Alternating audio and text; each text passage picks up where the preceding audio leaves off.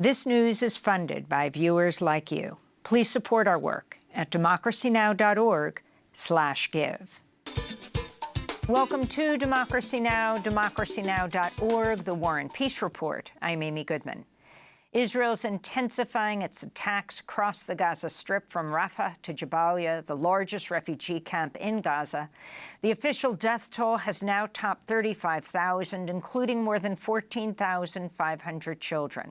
According to the United Nations, more than 360,000 Palestinians have fled Rafah, despite fears there's nowhere to go to escape the Israeli bombardment.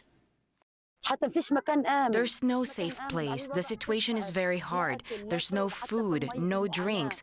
Even the water is hard to get. My children cry and tell me, "Mother, we want to drink," and I don't know what to do. I'm like everyone else who left Rafah and came here, and we are displaced here, but there's no safe place. The situation is really hard.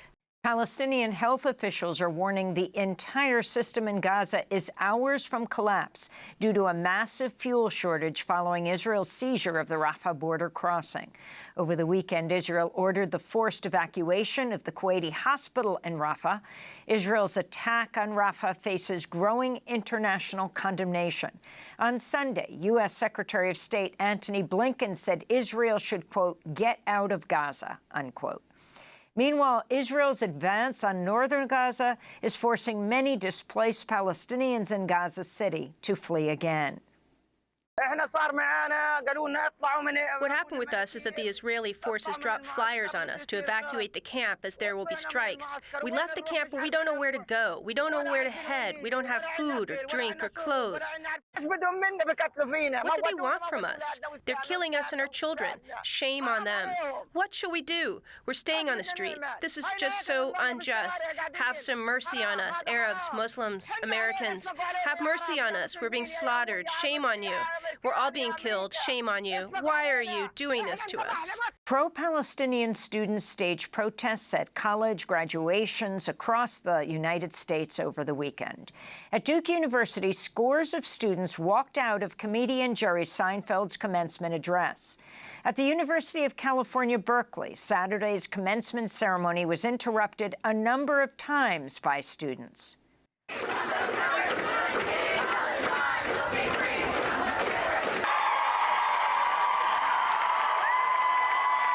A day earlier, at the UC Berkeley Law School commencement, 8 students wore shirts spelling out the phrase "UC Divest."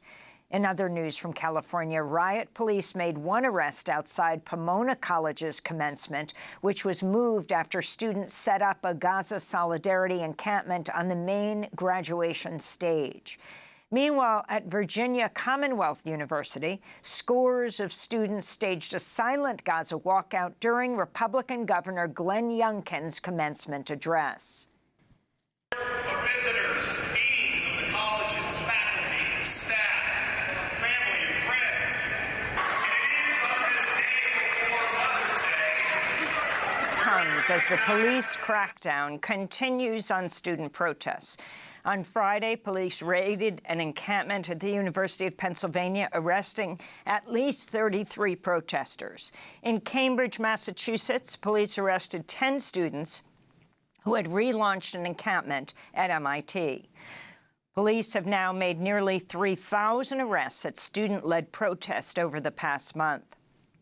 Meanwhile, the trustees at the Union Theological Seminary, which is affiliated with Columbia University, have voted to divest from, quote, "companies substantially and intractably benefiting from the war in Palestine," unquote. In related news, students at Johns Hopkins University in Baltimore have ended their 2-week-old encampment after school officials agreed to consider divesting from Israel. On the international front, professors at the University of Amsterdam are staging a walkout today. This comes a week after police used a bulldozer to violently break up a student Gaza encampment. A new report by the U.S. State Department has concluded Israel likely used U.S. weapons in violation of U.S. and international law, but the report claims the Biden administration has not yet found specific instances that could force the U.S. to withhold military aid. The findings came in a report issued Friday to Congress.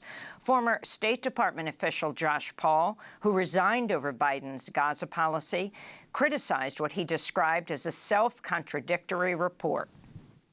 It does say that it is reasonable to assume that U.S. weapons have been used to commit violations of international humanitarian law, and yet it does not say that Israel has violated international humanitarian law.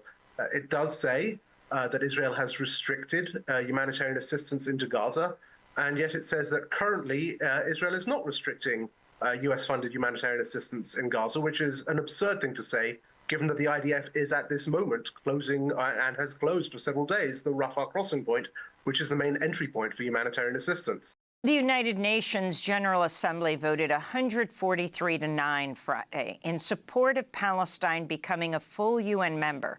25 countries abstained from the vote. The United States and Israel both voted against the measure. The vote grants new rights and privileges to Palestine, but not full UN membership, which requires support from the UN Security Council. Last month, the U.S. vetoed a Palestine statehood resolution at the Security Council. On Friday, Palestinian Ambassador Riyad Mansour urged nations to support Palestine becoming a state.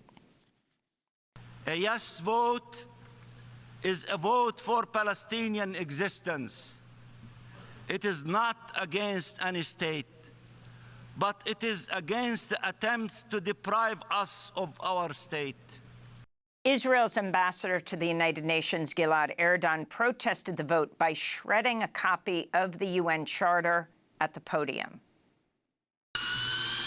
You are shredding the UN Charter with your own hands. Yes, that's what you're doing, shredding the UN Charter. Shame In another on you. development, Egypt has announced it will join South Africa's genocide case against Israel at the International Court of Justice. 3 Israeli whistleblowers who worked at a military detention camp in the Negev desert have detailed to CNN horrific abuse faced by Gazans detained since October 7th. One whistleblower shared photographs that show Palestinians being strapped down, blindfolded, and held in diapers at the site. Doctors have been forced to amputate the limbs of some prisoners due to injuries sustained from constant handcuffing. One whistleblower said they beat Palestinians not to gather intelligence, but out of revenge. In other news from Israel, protests against Prime Minister Benjamin Netanyahu and his war cabinet are continuing as Israel marks its first Memorial Day since the October 7th attacks. Earlier today, relatives of dead soldiers heckled Israel's far-right National Security Minister Itamar Ben-Gvir as he spoke at a military cemetery. On Saturday, relatives of hostages held in Gaza staged another protest in Tel Aviv. Nama Weinberg is the cousin of Itay Sversky, who reportedly died in captivity. It is because of Netanyahu that there is no hostage release deal and there are no hostages being brought back home. He is abandoning our families to their death for his own political interests. Entering Rafah and expanding the operations there are both hinder the hostages release negotiation and put the hostages' lives in grave danger. So long as Netanyahu is in power, the hostages will not return. He does not want them to return. In other international news, Russian President Vladimir Putin has removed Sergei Shoigu from defense minister. Shoigu had served in the role since 2012 and had overseen Russia's invasion of Ukraine. He's being replaced by the economist Andrei Belousov. This comes as Russia says it's captured 9 more villages in Ukraine's Kharkiv region. In recent days, thousands of Ukrainians have evacuated their homes as Russia expands its attack near the city of Vovchansk. Meanwhile, at least 15 people died in the Russian city of Belgorod after a downed Ukrainian missile hit an apartment building. In Sudan, Doctors Without Borders says 2 children were killed and others injured overnight Sunday when a bomb fell outside a pediatric hospital in the western city of El Fasher, the capital of North Darfur. Also on Sunday were reports of another 27 deaths there as the Sudanese army clashed with the RSF, the Rapid Support Forces, as fears mount of possible carnage in the last major stronghold of the army. Some 800,000 internally displaced people have taken refuge in El Fasher, which was once thought to be relatively shielded from the war. A Tunisian lawyers' association has called for a nationwide strike after mass police officers raided Tunisia's Bar Association offices and arrested a prominent lawyer.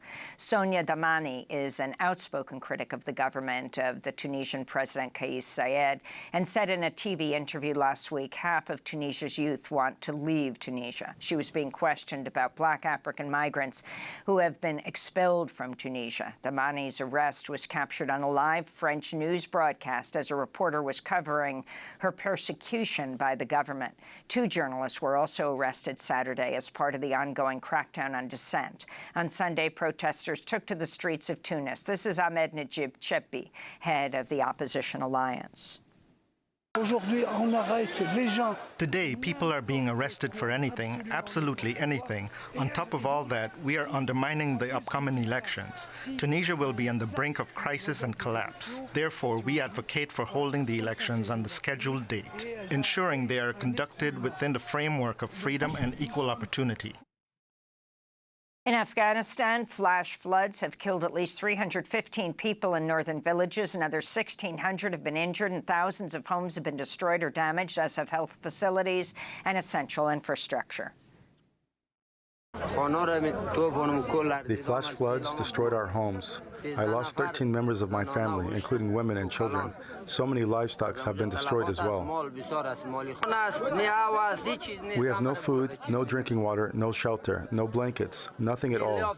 The floods have destroyed everything. Out of 42 houses, only 2 or 3 houses remained. The floods have destroyed the entire valley. The affected area is in dire need of assistance, but Afghanistan has seen its international aid slash following the Taliban takeover in 2021. In Indonesia, flooding and mudslides in West Sumatra killed at least 43 people over the weekend, with over a dozen others missing. The monsoon downpours also triggered cold lava flow, a thick mixture of volcanic ash and other debris. In Canada, over 100 active wildfires are burning, prompting evacuation orders in British Columbia and Alberta. Authorities in Minnesota issued the state's first air quality alert of the year Sunday as wildfire smoke drifted across the border. In Spain, the ruling Socialist Party won a majority of seats in Catalan elections Sunday in a major upset for the region's separatist movement. If the Socialists can forge a ruling coalition with other parties, it'll be the first Catalan government in over a decade led by a party which does not support independence. Former President Donald Trump will be back in court today for the 4th week of witness testimony in his criminal hush money and election interference trial. Trump's former fixer, attorney Michael Cohen, is set to testify today. Meanwhile, the New York Times and ProPublica have revealed Trump could be forced to pay more than $100 million to the IRS for improperly claiming tax write-offs on a Chicago skyscraper by writing off the same losses twice. And jury selection begins today in the corruption trial of New Jersey Democratic Senator Bob Menendez. He's accused of taking bribes to benefit Egypt and Qatar. And those are some of the headlines. This is Democracy Now!, democracynow.org. Democracy Now! Is funded by viewers like you.